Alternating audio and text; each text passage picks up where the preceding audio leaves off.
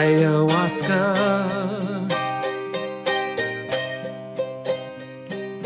Ayahuasca yaridi. Ayahuasca.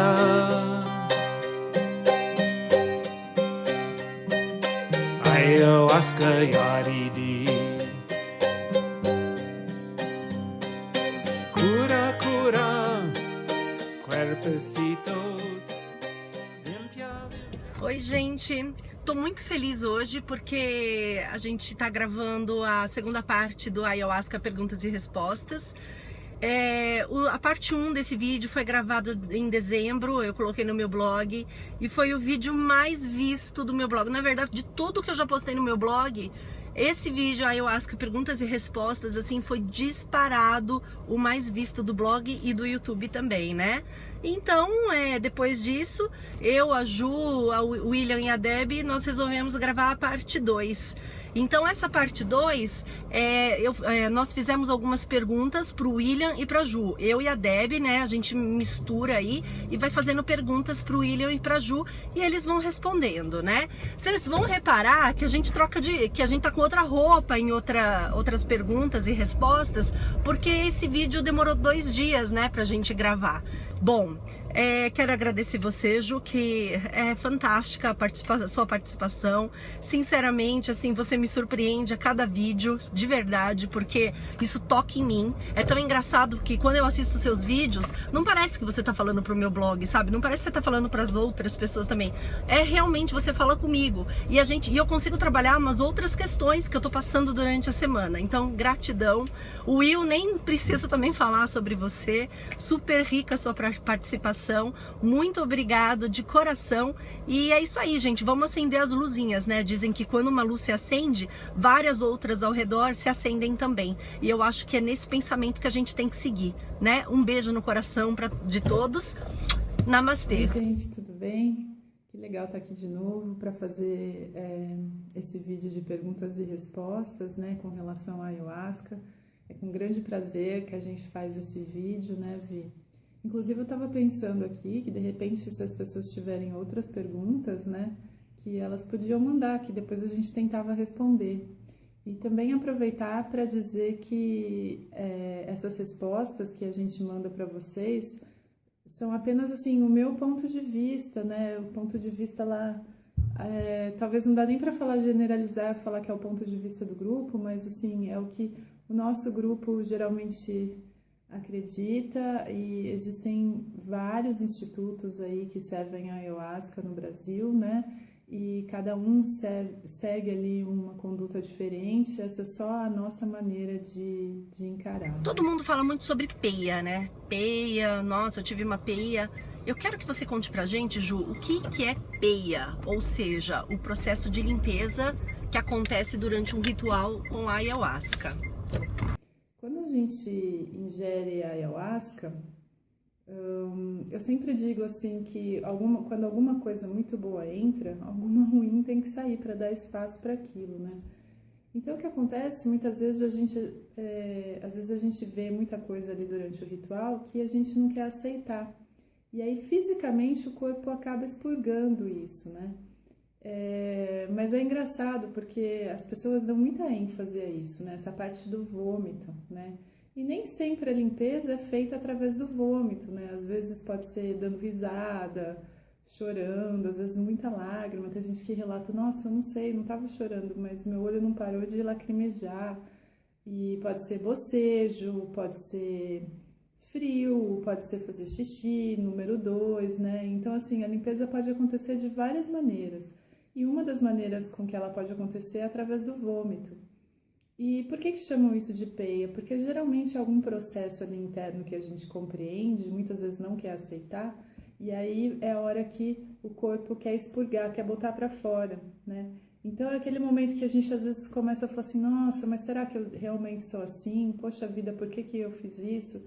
E aí essa limpeza se manifesta através do vômito, né? Então é uma catarse, é o organismo fazendo uma limpeza mesmo. A ayahuasca, quando ela começa a agir na gente, é como se fosse um scan, né? Imagina esses exames que tem hoje em dia, né? De ressonância magnética, você entra lá na máquina, Aí começa lá desde da cabeça, né? Então vai passando por tudo dentro de você e aí encontra ali um nozinho e fala, ó, vamos botar pra fora. E põe pra fora, e põe pra fora, né? Então eu digo que o processo de limpeza da ayahuasca, eu não chamo de passar mal, na verdade é um passar bem, né? É a hora que a gente consegue mesmo fisicamente até colocar para fora aquilo que a gente estava guardando durante tanto tempo. Existem vários estudos que a ayahuasca ajuda na dependência química. E constatando esses 2 anos que eu tenho de ayahuasca, realmente eu já vi muitos casos de dependentes largarem as drogas por conta da ayahuasca. Como eu também já vi alguns que não largaram, né? Que não conseguiram, que voltaram atrás, até ficou um certo tempo sem usar, mas depois não resistiram e voltaram para as drogas. Eu queria que você explicasse um pouquinho esse processo. Então, a questão dos viciados em droga, né? É como a gente fala também, a ayahuasca não salva ninguém, né, gente? Ela apenas indica o caminho. Eu vi que você está lendo o livro lá, né, Vivi, o Descobrimento do Universo, aliás, o Desaparecimento do Universo, e é exatamente aquilo lá, né? Então, a ayahuasca pode mostrar a direção para onde você deve caminhar, mas quem vai caminhar somos nós mesmos, né? Então, por isso a gente diz que o trabalho começa depois que o ritual com a ayahuasca termina. Ela mostra os caminhos e aí cabe a gente decidir o que quer ou não fazer, né? Mas com relação às drogas, muitas pessoas largam as drogas porque, no meu entender, quando a pessoa busca uma resposta nas drogas, né? Então, para aquele vazio que elas sentem, eu entendo que seja uma carência muito grande e ela procura preencher algo ali dentro de si, e ela faz isso equivocadamente através das drogas, né?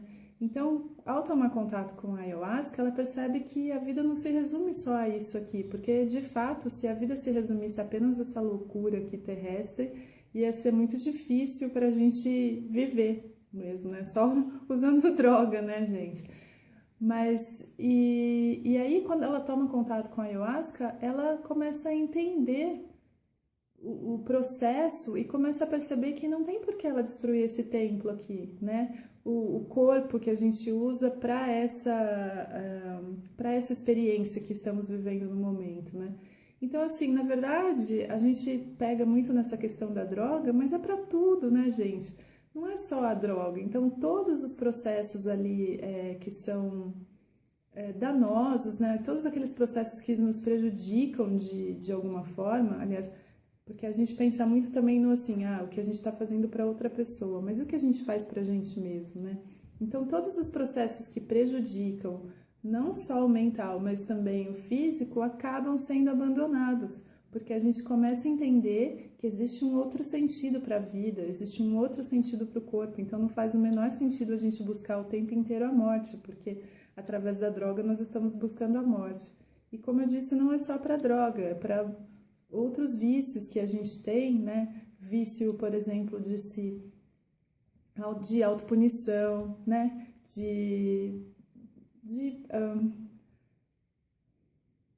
Depois você corta isso aí.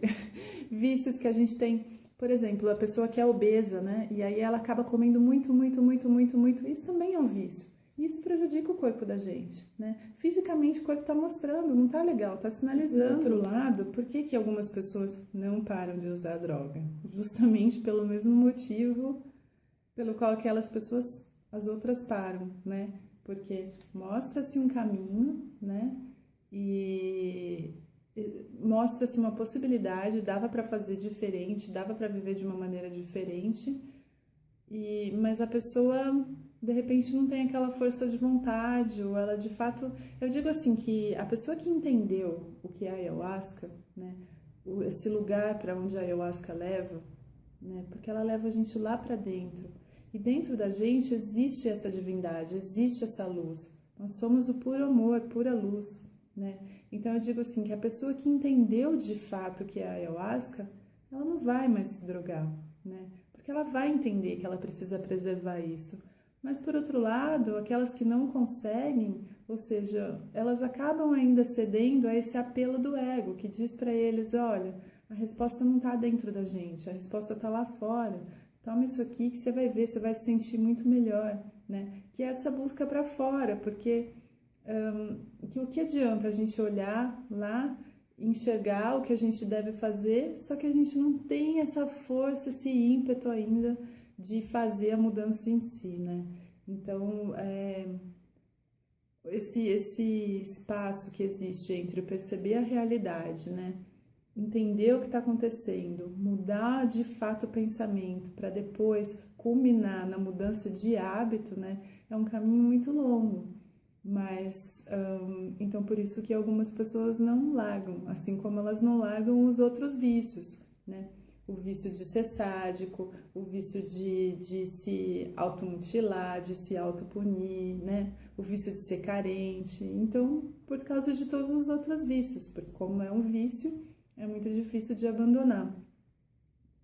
Inclusive, existem estudos que dizem, por exemplo, que existe uma conexão neural para todos os vícios químicos, né, do corpo. E quando a gente tem algum vício emocional, ou seja, o vício, por exemplo, de se colocar na posição de coitadinho, isso também é uma conexão neural, né? E isso também atua no mesmo local do cérebro onde as drogas atuam, ou seja, é por isso que é tão difícil também. Então, não é só o vício da droga, existem outros vícios também, né? Dizem que a ayahuasca não causa dependência, mas por que depois de um primeiro contato com a bebida, as pessoas costumam frequentar com frequência, né, os rituais? Essa é uma pergunta muito boa, né? É uma pergunta, inclusive, que eu tenho me feito ultimamente.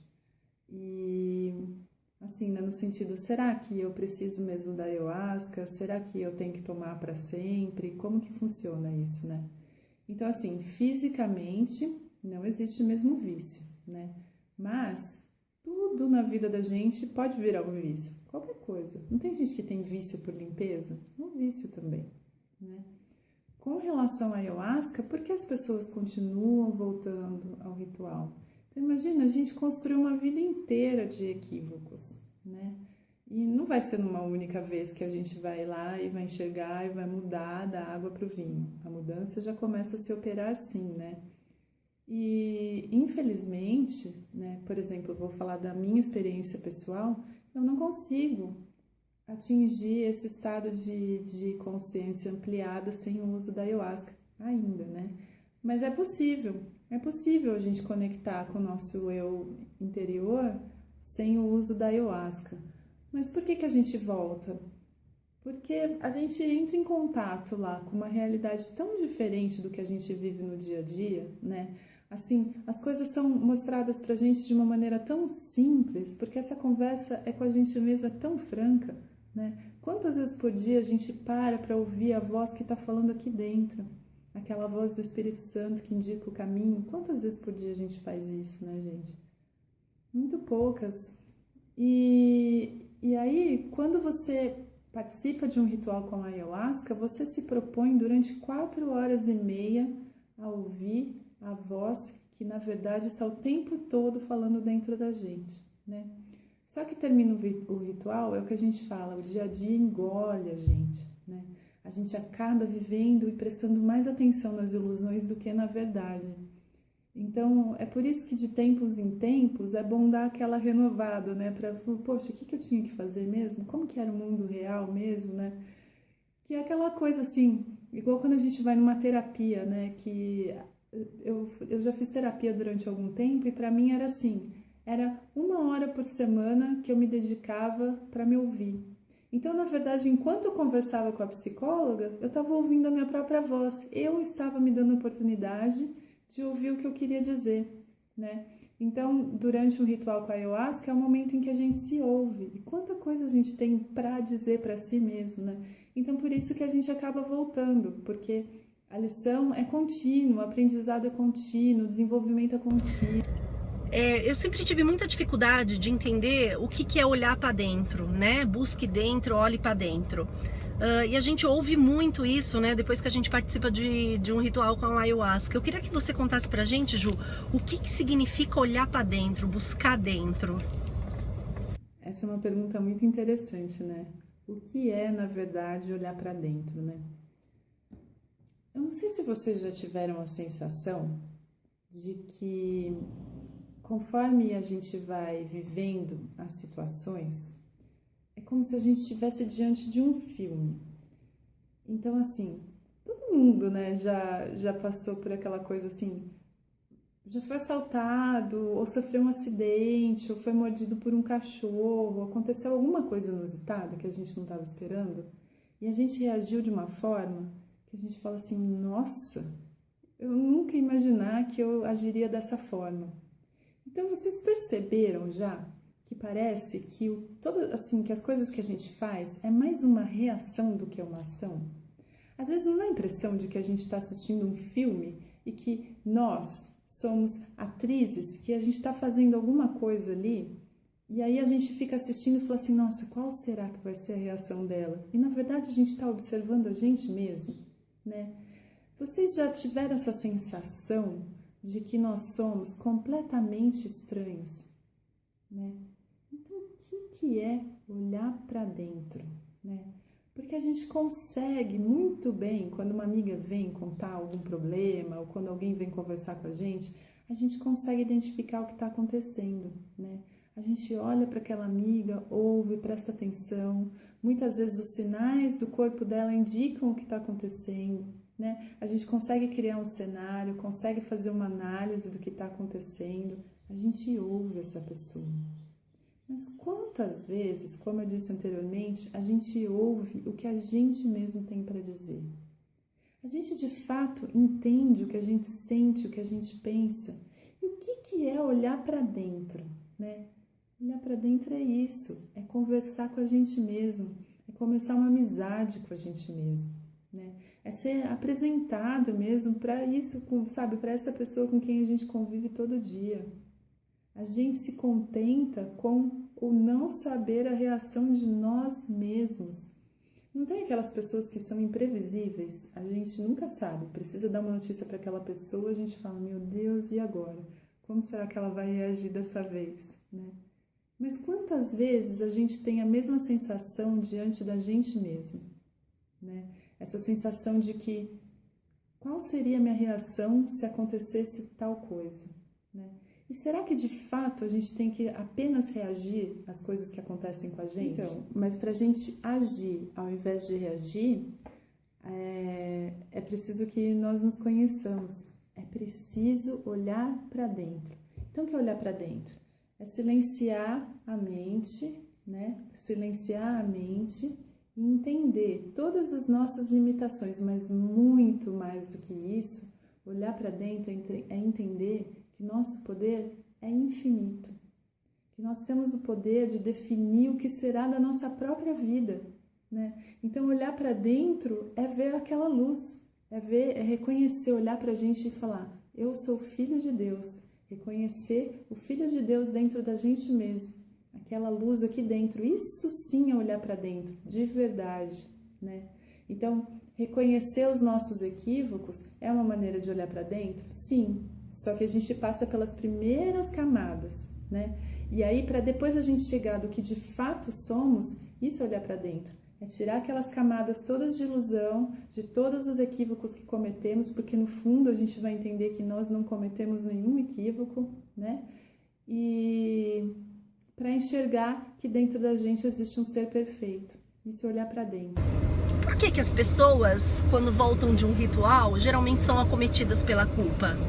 Porque ela mostra muitas vezes o caminho, né? Mostra os equívocos que nós estamos cometendo e aí às vezes a gente entra nesse processo aí de culpa, né? De se arrepender das coisas que fez, né? E isso é um processo do ego, né? É um processo do ego que fala, olha, tá vendo? Você fez tanta coisa errada, que não vai dar tempo de consertar. Então desiste, né? Então, assim, a gente, ao invés de já trabalhar, né, e já começar a fazer as mudanças, já começar a ser diferente, a gente fica perdendo muito tempo com a culpa, né? Então, a gente faz lá o ritual, enxerga os equívocos e aí a gente tem que lidar no primeiro momento com a culpa. Na verdade, não é que a gente tenha que lidar, né, gente? A gente escolhe lidar com isso. Né? Então, olha quanto tempo perdido. Primeiro a gente perde tempo cometendo os equívocos, depois a gente perde um tempão se arrependendo dos equívocos que já cometeu, né? E não tem como a gente mudar o que já foi. Aliás, tem sim, né? Porque o perdão, ele acontece a partir do momento em que a gente entende, né, que pode ser diferente e começa a fazer diferente a partir de agora, né? Então, assim, dá para mudar, sim, passado e futuro, né? A partir do momento em que a gente entende alguma coisa. Então, a culpa é um mecanismo de defesa do ego também, né? Então, o ego aponta para você e fala, olha, tá vendo só as coisas que você fez, né? E aí, quanto tempo se perde com isso, né, gente? Se martirizando, e a gente enxergou lá tanta coisa, tem tanta energia boa para colocar em movimento, para já começar a fazer as mudanças, né, que a gente se propõe. Então, para que trabalhar com essa culpa, né? Então, é por isso, é um mecanismo ali de defesa do ego. Recentemente, saiu uma reportagem na UOL sobre uma ONG que está com um projeto de levar os presos de uma certa penitenciária a rituais, né, para consagrar a ayahuasca. Postei isso ontem no meu blog, tá, essa matéria, e eu queria que você comentasse um pouquinho o que você acha sobre essa iniciativa dessa ONG. A respeito, né, do projeto dessa ONG que trata os presos com ayahuasca, né, eu sou totalmente a favor, né? Na verdade, eu acho que não importa muito o método que seja usado, né? O que importa mesmo é o que está por trás da ideia, né? Ou seja, o que está por trás é o seguinte: toda pessoa, né, tem a condição de mudar, né? Toda pessoa tem a condição de encontrar a divindade dentro de si. Então, assim, esse projeto da ONG parte do princípio que é possível fazer a reforma do ser humano, né, gente? E aí é que tá, a gente não enxerga, existe muita crítica aí a respeito disso, as pessoas falam, então eu vou matar alguém, eu vou roubar e depois eu vou lá pra cadeia e agora vão fazer massagem. Eu li alguma coisa assim, mais ou menos a respeito, né? No sentido do preconceito, assim. Então, a pessoa que comete lá um crime, ela deveria ser punida, né? Então, esse sistema de pensamento, de crime, pecado, punição, né?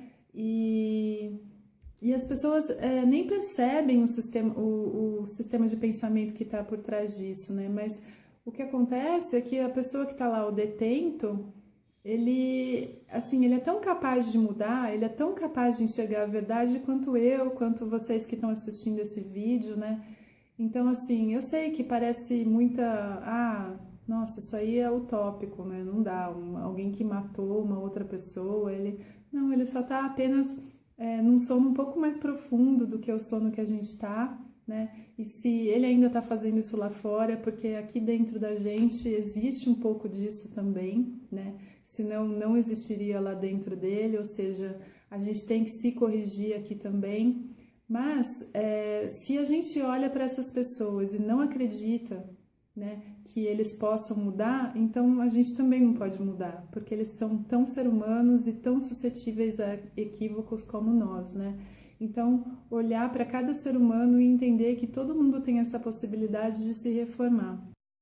E com relação ao uso da ayahuasca em si, né, é uma ferramenta que, é como eu digo assim, é como se você fizesse 50 sessões de terapia num único dia, né? Então, uma coisa, como eu sempre digo, é alguém dizer que você está equivocado e outra coisa é você olhar para isso acontecendo durante um ritual de ayahuasca. Então, assim, o que acontece é uma aceleração do processo ali, né, de reforma íntima mesmo da pessoa, né? Então, assim, eu acho a ideia fantástica, eu acho muito bom que tenha pessoas que se preocupam, né, na recuperação desses outros seres, tenho certeza que eles aprendem muito com isso, né? E é isso aí. Então, assim, dar uma chance para esses detentos é como, na verdade, é simbólico, representa que a gente está dando uma chance para si mesmo. Se a gente acredita que eles podem mudar, é essa credibilidade que a gente dá para a gente mesmo, né? O dia que a gente entender que aquilo que a gente dá para o próximo é aquilo que a gente dá para nós mesmos e que nós damos para nós mesmos, né? A gente vai entender e vai começar a fazer a verdadeira mudança, a verdadeira revolução, a verdadeira reforma íntima. Will, explica uma coisa pra gente. Qual que é a diferença entre alucinação e miração? Esse é um tema que muitas pessoas perguntam, dúvidas que realmente aparecem a respeito desse termo que é muito utilizado, inclusive no meio científico, acadêmico, em torno da ayahuasca, que seria uma substância que causa alucinação. Mas muitos estudiosos, antropólogos, pessoas que estão trabalhando com seriedade para informar, né, para divulgar essa ferramenta, eles evitam usar essa palavra. Podemos falar que assim, alucinação, do senso comum, ela é uma perda do senso de realidade. A pessoa vive uma experiência mental ali que ela confunde com a realidade. Então, por exemplo, ela está no ritual e aí ela perceberia alguma coisa, uma entidade, ela pensa que a entidade está lá, ela confunde isso com uma coisa real e isso pode causar uma série de problemas, né? Uma pessoa alucinada, ela é um risco, né? Então, pessoas que têm algum problema psicológico, que sofrem de alucinação, a gente sabe que numa alucinação ela está colocando em risco a si mesmo e a outras pessoas, né?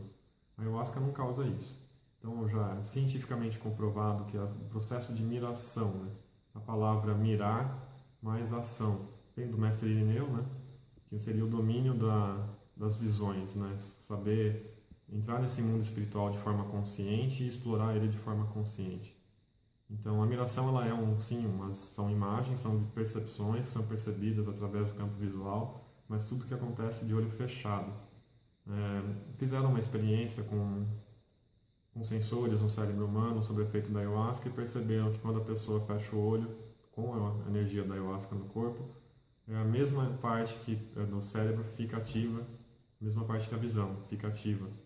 Então, é como se ela, na verdade, estivesse vendo de olhos fechados, e por isso se chama miração. Acontece que em um ritual, quando a pessoa abre o olho, para qualquer motivo, ela percebe onde ela está. Ela tem total consciência do que está acontecendo. A miração, então, ela é um processo interno, onde a pessoa não confunde com o real. Por isso, muitos estudiosos têm batido firme na tecla que a substância ayahuasca não é uma alucinação. Por que é comum as pessoas apresentarem certa resistência ou até mesmo medo no momento de participar de um ritual com ayahuasca? Principalmente quando elas ainda não possuem muita experiência com essa ferramenta? Então, assim, na minha opinião, quem tem medo e está super apavorado é o nosso ego, né?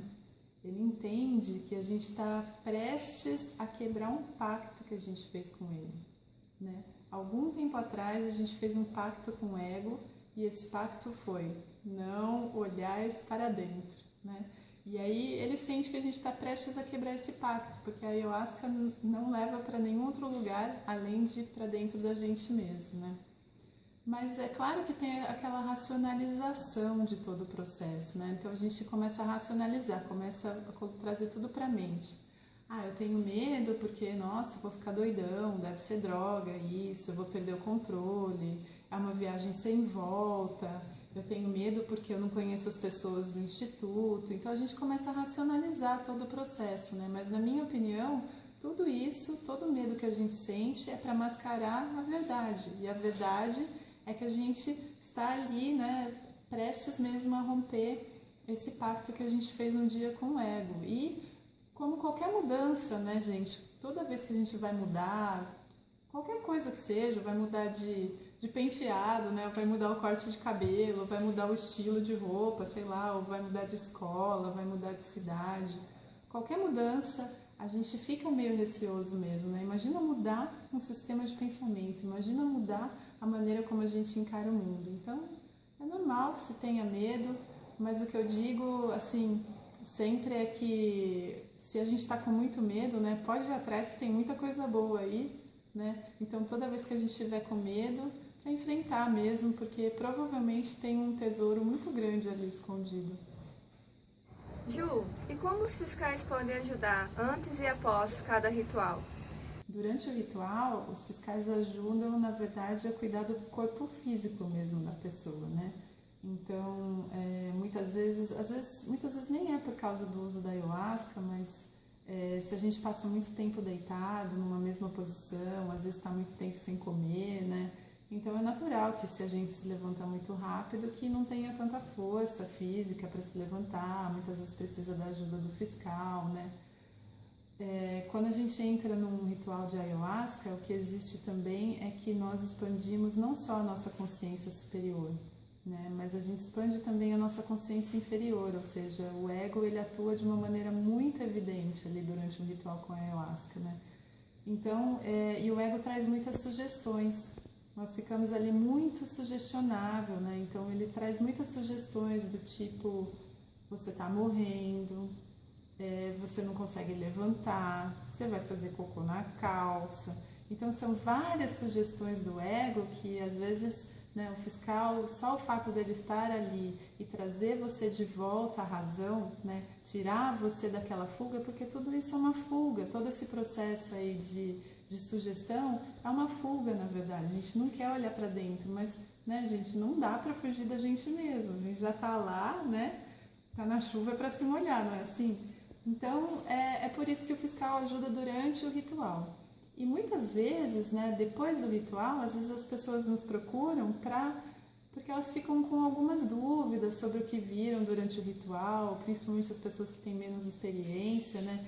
Então, assim, na verdade, não é nem muito assim a questão do fiscal em si, mas a troca de experiência eu vejo que é uma coisa muito importante. Então, depois do ritual, o fiscal ajuda nesse sentido de ajudar a pessoa a entender aquilo que ela viu, entender algum processo interno, né? Mesmo porque somos todos espelhos, não é assim?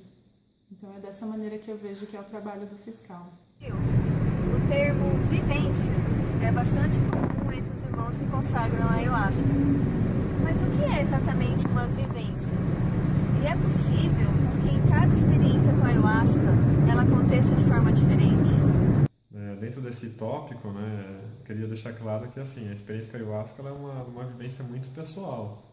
Então, por mais que a gente tente trazer isso, né, através de palavras enfim, ela é uma experiência que deve ser vivida, sentida. Mas é claro que existem certas similitudes entre as experiências, né? Então a gente pode falar de uma maneira geral para tentar passar uma ideia. Mas, assim, o que é uma vivência com a ayahuasca? Ela é um profundo processo de olhar para dentro, de se autoconhecer, de uma conversa muito sincera consigo mesmo, né? E dentro desse processo de olhar para si, de conversar consigo mesmo, existem vários processos, né? Então existe uma parcela muito grande de dor, né? Não é fácil olhar para os erros, olhar para as coisas que a gente não está fazendo de forma adequada, né? Existe uma parcela de liberação emocional, né? Então aqueles traumas passados, aqueles nós emocionais, pouco a pouco, com a experiência com a ayahuasca, vão sendo desatados, vai sendo limpado. E isso se manifesta de inúmeras formas, né? Pode ser choro, enfim, faz parte do processo. Existe também, dentro da experiência com a ayahuasca, um processo de reflexão sobre o que está estudando né, fora dos rituais. Então, assim, certos entendimentos sobre alguma coisa que a pessoa esteja estudando vem de uma forma mais profunda, consegue absorver determinados conceitos com uma facilidade maior, mesmo porque a consciência está ampliada. Então, até o próprio processo cognitivo é diferente, né? É facilitado, melhorado, ampliado. Então, assim, a pessoa passa a ter entendimentos que, com a consciência e não em um estado ampliado, seria mais difícil, ou algumas vezes nem chegaria. Então, assim, nesse sentido, a ayahuasca ela acaba acelerando certos processos de amadurecimento, de crescimento espiritual, intelectual. Dentro da experiência também com a ayahuasca existe o que assim o senso comum desse universo chama de peia, seria um processo de dor emocional, psicológica muito grande, envolvendo a correção, né? Então a ayahuasca, a consciência ampliada por causa da ayahuasca nos mostra o que está errado, nos mostra o que deve ser feito para melhorar. E isso gera uma certa dor, né? Porque a gente está sempre querendo melhorar, está sempre querendo crescer. E aí acaba vivenciando um processo que a gente chama de peia, que é um tanto quanto doloroso. Existem também o que a gente chama de elevação, né? Quando a gente se sente uma conexão com o divino estabelecida de uma forma que eu, em minha experiência, nunca tinha sentido antes. Então, aquela leveza, aquela paz mental, aquele processo de estar em paz consigo mesmo, com o divino, com as pessoas, com o universo, que é sem palavras para descrever, mas esse sim só sentindo realmente, Tem também, né, aquele momento assim que a gente pode falar que seria o bailado, então da dança circular, aquele momento de colocar para fora toda a energia que ficou ali acumulada durante os diferentes processos, né?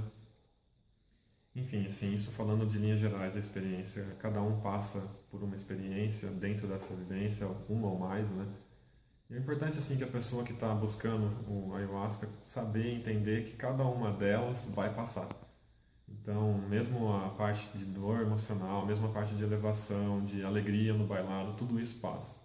Então, assim, a gente tenta instruir o máximo possível que a pessoa apenas observe o que ela está sentindo, como ela está reagindo aos diferentes processos e amadureça com isso, sem querer se prender tanto ao processo de dor quanto ao processo de alegria, de elevação, porque faz tudo parte da experiência e não é, a experiência ela é somada, né? Ela não é dividida. Então tem que saber passar por isso com leveza, com consciência e tentar puxar o máximo possível de ensinamentos sobre isso. Por que sentiu, por que pensou, por que passou por aquilo, o que devo aprender. Porque se não for para fazer esse processo de autorreflexão, a experiência fica sem significado. Will, e por que a ayahuasca ainda encontra tantos desafios para ser aceita na sociedade? Em relação a esse assunto em específico, eu acredito que, na verdade, melhorou muito essa aceitação em torno do uso da ayahuasca, né? É claro que ainda existe preconceito, desinformação, mas ao longo desses 7 anos que eu acompanho a ayahuasca e o xamanismo, a gente percebe que cada vez mais tem aumentado o número de pessoas que vêm conhecer, que vêm ter um contato, nem que seja uma única vez. Mas, por exemplo, nos primeiros rituais que eu participava, iam 30, 20, 30 pessoas, 40 quando estava lotado. Hoje em dia a gente chega a participar de rituais com 350 pessoas. Então, assim, mostra que, esses números mostram, né, que a ayahuasca tem sido cada vez mais aceita, né, pela sociedade de uma forma geral.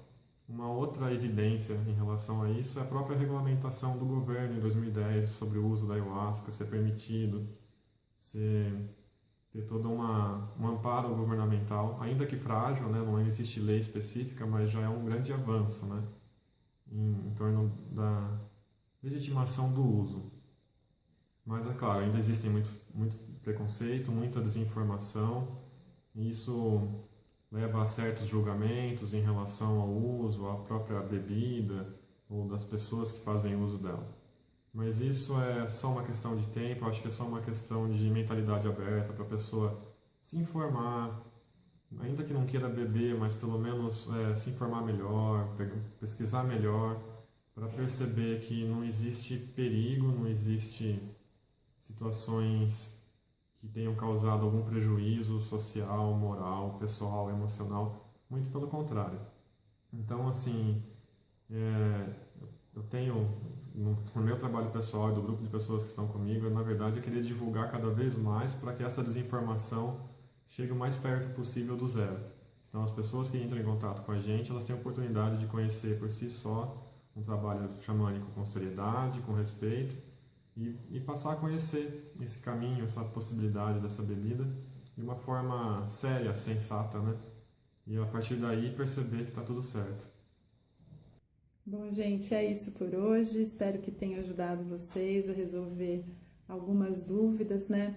O importante é que, independente da ferramenta que se busque, o importante é que se busque conhecer a nós mesmos, né? Que não tenha medo de olhar para dentro, independente de qual caminho seguir, no sentido de ser a ayahuasca, a meditação ou alguma religião, né, gente? O importante é que se proponha a olhar para dentro e que sejamos seres humanos melhores e que possamos juntos aí mudar esse mundo. É importante que cada um de nós desperte, né? Então, para que consigamos voltar ao Pai, é importante que todos nós acordemos, despertemos. Então, eu espero de coração que tenha tocado alguns de vocês, para que essa revolução aí da consciência comece o quanto antes, né, gente? É isso aí. Obrigada, Vivi, pela oportunidade de novo. É sempre muito bom pensar a respeito dessas perguntas. Obrigada. Ju, obrigada pela sua participação. É muito gostoso gravar vídeo com você. Espero que vocês tenham gostado. Um beijo enorme no coração de vocês. Namastê. Eu tô tentando lembrar a outra. A outra pergunta tá. Por que as pessoas, depois que vão no primeiro... Não, por que as pessoas... Almasitas Yaridi Chakrunita